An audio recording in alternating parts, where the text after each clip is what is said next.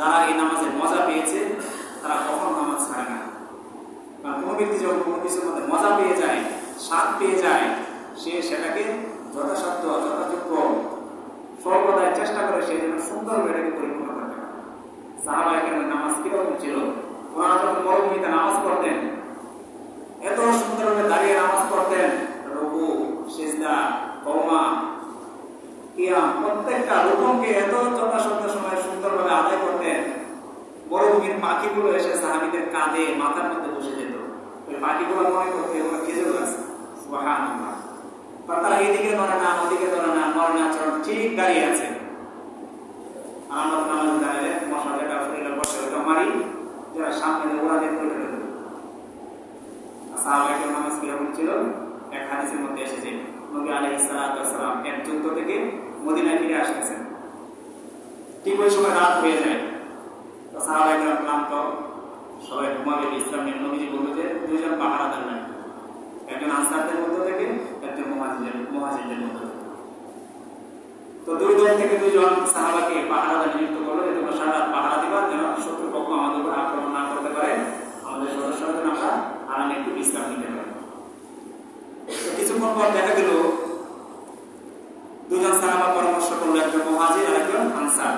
একজন বললো যে দুইজন সবার থেকে কি লাভ, আপনি একটু বিশ্রাম নেন, আমি একটু দায়িত্ব পালন করি, আবার আমার যখন একটু ঝিমানি আসবে আমি বিশ্রাম নেবো, আপনি দায়িত্ব পালন করবেন। তো আনসারী সাহাবী বললো যে ঠিক আছে, আপনি মুহাজির সাহাবীকে বললো আপনি বিশ্রাম নেন, আমি পাহারা করতে আছি। ওই মুহাজির সাহাবা ঘুমিয়ে গেল, আর ওই আনসারী সাহাবী আনসার সাহাবী সে দায়িত্ব পালন করতেছে, পাহারা দিচ্ছে যেন শত্রুপক্ষ কোনোভাবে আক্রমণ করতে না পারে।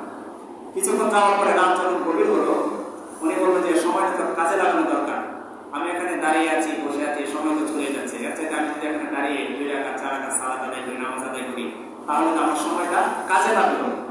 আমরা তো সময়টাকে কাটাই, সময় আপনাকে কেটে ফেলবে, সময় আপনি কাজ করেন না করেন সময় চলে যাবে। সময়কে যদি আমি আপনি কাজে না লাগাতে পারি, সময় আমাকে আপনাকে কাজে লাগিয়ে সে কেটে ফেলে আমাদেরকে বিভ্রান্ত করে দিবে।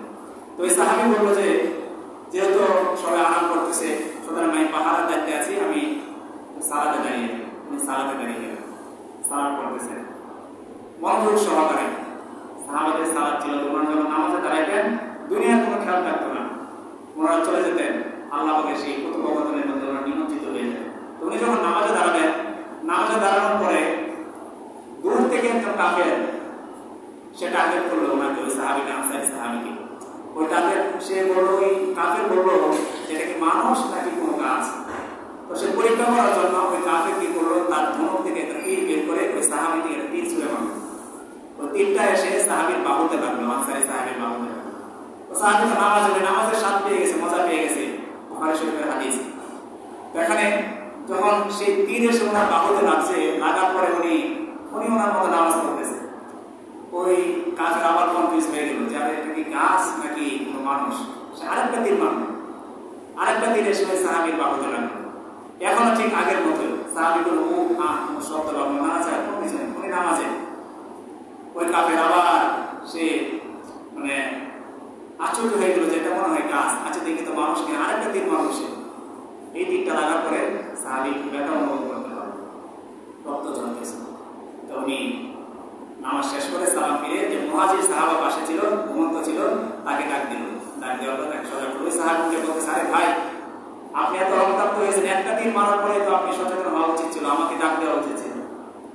আনসারী সাহাবা বলতেছে, ভাই আমি তো নামাজে ছিলাম, আমি তো নামাজে ব্যস্ত ছিলাম, আমি নামাজে আল্লাহ পাকের সাথে কথোপকথনে ব্যস্ত ছিলাম, আমি তো নামাজের স্বাদ পেয়ে গিয়েছি, আমি তো নামাজ পড়তেছিলাম, একটা তীর দুইটা তীর কখন লেগেছে আমি কখনো টের পাইনি।